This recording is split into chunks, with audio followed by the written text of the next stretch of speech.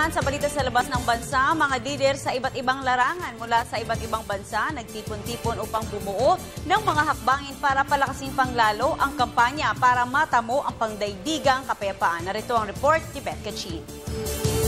Nagtipon-tipon ng mga lider mula sa iba't ibang larangan mula sa iba't ibang bansa sa ikalawang araw ng kauna-unahang World Alliance of Religions for Peace Summit 2014 na inorganisa ng HWPL, IPYG at IWPG sa pangunguna ni Manhee Lee at Namhee Kim.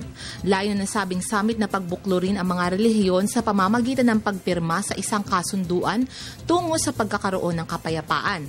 Nagbigay ng mensahe ang mga lider ng iba't ibang relihiyon at kabilang dito ay si Archbishop Antonio Ledesma mula sa Pilipinas.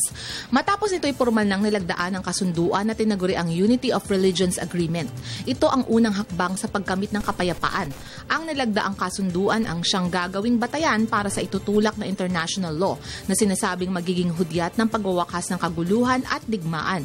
Sinundan ng iba't ibang group sessions ang makasaysayang paglagda ng kasunduan, kung saan isa sa naging panelist ang gobernador ng Maguindanao. Hindi ipinatayo ang relihiyon na ikaw ay pumatay. Ang lahat ng relihiyon ay nagtuturo ng kabutihan, nag-uutos o nagsusugo ng mabuting asal tungo sa kapayapaan at tungo sa pagmamahalan. Para sa Telebisyon ng Bayan, Elizabeth Kachin.